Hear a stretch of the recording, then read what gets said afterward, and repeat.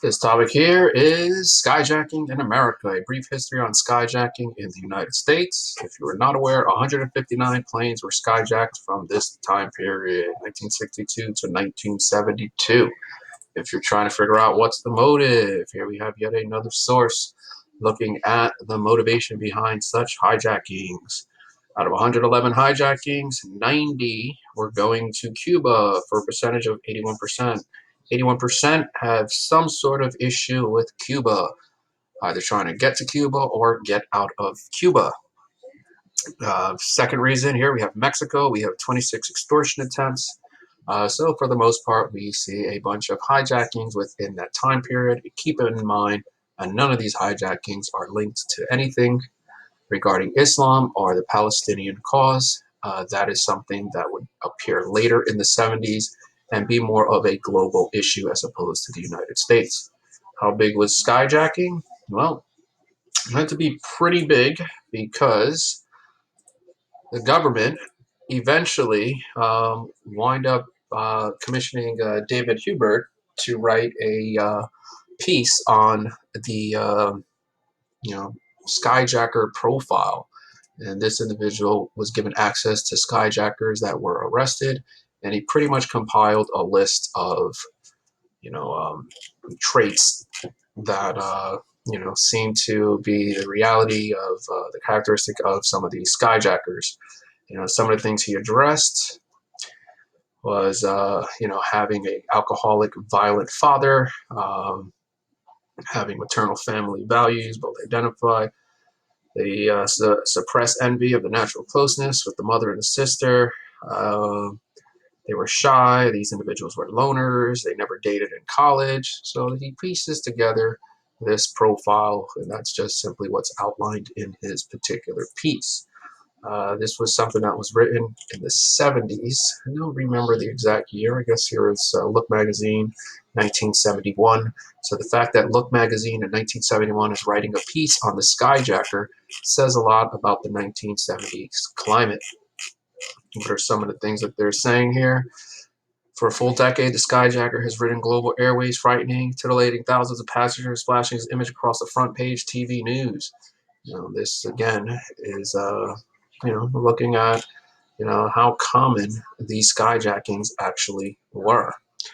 Give you an example of a couple of them, and you might want to check out the documentary Dial History, because the documentary Dial History is a kind of odd documentary. It assumes you have a thorough understanding of skyjackings, but it does address a lot of the history. There are some actual footage of some of these hijackings.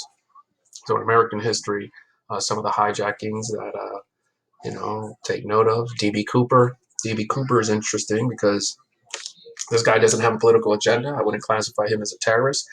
Boards a plane, demands money, demands parachutes, and then jumps out of the plane. DB Cooper is never heard from again, and if you were to do a search for DB Cooper, I'm sure you would find a bunch of information regarding him.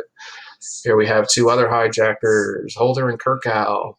All right, so here's the story. We have a Vietnam vet here who was caught smoking marijuana, and that led to a dishonorable discharge, a stain on his military record, and he eventually meets Diane Kirkow.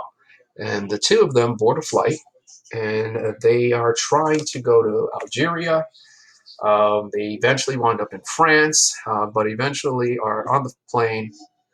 Holder simply has a wire sticking out of a briefcase, hands a note, showing the image of the bomb, and says that if the pilot doesn't comply with his direction to fly to this destination, that he is going to explode the bomb. He also says that there are weathermen on board, which was a reference to the Weather Underground. I've also selected the Thai Bin, plane hijacking. This was one about the Vietnam War. And what's interesting about this one is that the crew fights back. They restrain Bin while on board. They shoot the hijacker 5 times, and they throw him on the tarmac. And here you see Thai Bin on the tarmac. There is footage of that in this documentary. Feel free to take a look at that. I also picked this one, 1972. It's similar to the DB Cooper story. We have yet another ransom. And in this particular one, the story is that David Hanley is watching this unfold on television, gets in his car, and then rides to the airport, onto the runway, and then crashes his Cadillac into the plane to prevent it from taking off. I like this one because it again shows how common these hijackings had to have been. Here we have yet another one. Wielding a revolver, this guy wants to be flown to Mexico. And here we have yet another situation where the pilot or the crew winds up fighting back, shooting the teen twice. Let's see, this one's interesting because the skyjacker boards the plane without a ticket and is asked to pay on board. Shows a real lapse in security that you could actually board a flight without a ticket and then pay for the ticket while you're on the plane. This guy has nowhere that he wants to go. The guy pulls out a revolver and just really has no idea. There doesn't seem to be a political agenda. And here you see the outcome of this particular hijacking. All right, we have another one that is targeting the Detroit authorities. This is anger over the police with regard to a couple of, instances that involve these hijackers. And so, they have a pack and they want to embark on this particular task. Here you see the hijacked jetliner, where they're trying to go, the path that it's taking. These hijackers are removed from the plane and they serve 8 years in a prison. Here we have another hijacking, this one involving Mexico, or Mexican, trying to make it in the United States. And here you see this man who wants to issue a political statement, as he mentions here, regarding the indignities he had suffered in the U.S. I don't want to hurt no one, please. And, that's how that one ends. So this one is allowed to give his, motive. And that's that one. For more information, take a look at the Tumblr site Skyjacker of the Day. That's it.